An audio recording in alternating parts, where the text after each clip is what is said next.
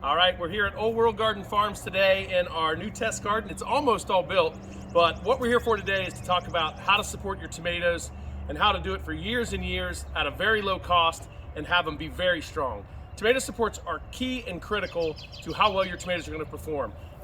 If they flop over, you've all had the little stakes that go in. I can never figure out how to tie stakes, or the little cages that come out of the ground when your tomatoes grow. They just don't work and they're expensive. Some of them now are $10, $12 and they grow right out. So a long time ago, about 10 years ago, we came up with what we called the stake-a-cage. Originally, it was a 2-inch wooden stake driven into the ground, and then we used welded wire fencing and attached it with some U-nails. But we've improved it over the years, got rid of the wood stake. Number one, wood's gotten more expensive, but steel lasts forever. You can buy these smaller stakes. They're a little less expensive, maybe $2, $3. They just don't seem to hold up well. We ended up going with these bigger T stakes.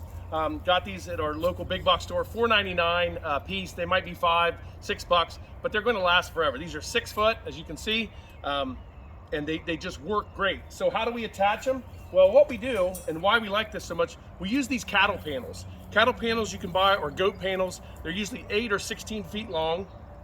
We cut them down into these sections. For our large tomatoes, you can see we leave 3 sections. These are about 18 to 24 inches wide.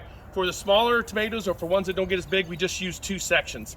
The panels have gotten more expensive in recent years. They're $40, $50, even $60 in some areas. However, once you invest in these and you cut them down, I think in this one right here, this triple side, I think we have $11 in. You can't beat that. I mean, it's gonna last year in and year out, and it's gonna support your tomatoes. What we really like about these, let me get this down, is that once your tomatoes start growing, you can tie off from the bottoms, you can tie the limbs on the sides, and people always ask, well, what about giant tomatoes? We actually top our tomatoes or bring them down the other side, but these work great.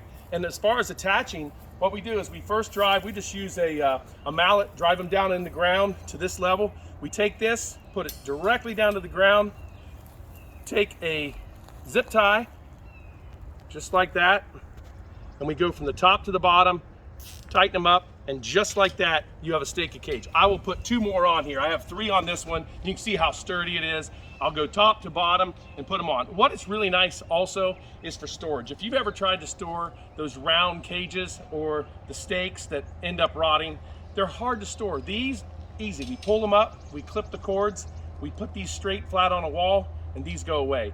We'll line these rows with these stake-a-cages, and this is huge, and a huge tip we always tell everybody: get these in before you plant. Why?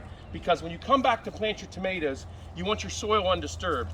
These take a little bit of effort. Sometimes your foot might be there. And when you have the tomato plants in, or you wait until later to put these in, it causes problems for your plants. You're stepping on it, you're compacting those roots, and it prevents growth of the tomatoes. So get these in early, get your supports in early. We have a complete article on the website, takes you through it all. Old World Garden Farms, just search. If you can't find it, just search stake-a-cage or tomato cage, and you'll find it there. But a great way to stake your tomatoes and your peppers. We use small ones for our peppers, and really have a good harvest.